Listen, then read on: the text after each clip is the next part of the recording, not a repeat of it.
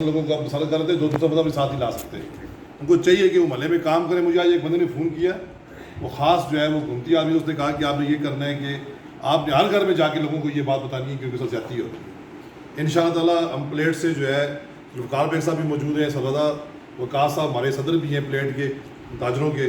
ان شاء اللہ تعالیٰ ہم 3 کونسلر ہیں وہاں سے بھرپور قسم کا جو ہے وہ اس پروگرام میں شامل ہوں گے. دوسرا جو لوگ جو یہ ہمیں جو پڑھایا جا رہا ہے سبق نہ کہ مزاحمت نہیں ہے. ظفر آباد اس دنیا میں واحد ایک ایسا کیپٹل سٹی ہے کہ جہاں سے ایک اسٹوڈنٹ جماعت نے گل نواز بٹ کی قیادت میں سیز فائر اعتراض کی تھی. انڈیا جیسی فوج کے مقابلے میں 69 لوگ بغیر اسلحے بارود کلاشنکوف کے لوگ پار چڑھ گئے تھے. پھر جو قیادتان کی صحبتیں ہیں وہ یہاں پہ انہوں نے برداشت کی. اور اگر صرف آزاد کشمیر کو دیکھ رہے تو آزاد کشمیر میں کبھی کوئی کسی بھی جماعت پارٹی نے سیز فائر نہیں توڑی. ماس وائم ظفر آباد کی، اور وہ جو اسٹوڈنٹ تنظیم تھی وہ پورے آزاد کشمیر کی تھی، لیکن وہ پارٹیسپیشن صرف ظفر آباد کی تھی.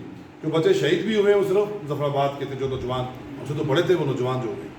دوسرا یہ ہے کہ جو کالا باغ کا جو ایشو ہے ان کے ساتھ ظفر آباد کا مقابلہ نہیں کیا جا سکتا، اس لیے کہ ان لوگوں کو اس دریا کی اس پانی کی اہمیت ان کے لیے، ہمارے لیے اہمیت اب بن رہی ہے کہ جب بہت سارے لوگوں نے سڑکوں پہ آ کے لوگوں کو بتایا کہ دریا کے کیا نقصانات ہیں. قبل ازیں ہم لوگ تو یہی دعا کرتے تھے دریا نہ ہو اسی رات پار چڑھ چلو، یہ پانی کی وجہ سے جو یہ تھا عام ظفر آباد کے لوگوں کے ذہن میں یہ تھا. کسی کا کوئی عزیز دریا میں بہہ گیا تو لوگ یہ کہتے تھے دریا مصیبت دی ہے. جب انہوں نے دریا بند کر دیا ہے آہستہ آہستہ ابھی بھی جس طرح راشد زرگر نے بھی بات کی، وہ بات کر کے چلا گیا کہ وہ جی دریا شروع بند ڈیم شروع مکان دو کہ بڑے سر مارنے نکالا کہ کون سو کو بھی یہ بات نہیں پتہ.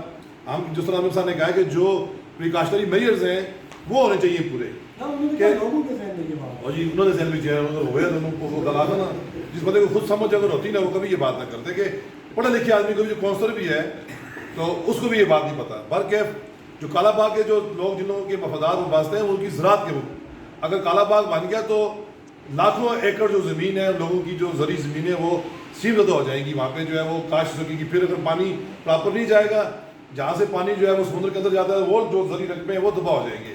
ان لوگوں کے خاصاً معاشی اور زرعی جو ہے حقوق وابستہ ہیں اور بڑے پیمانے پہ ہیں. اس میں سمجھ لیں کروڑوں لوگ جو ہے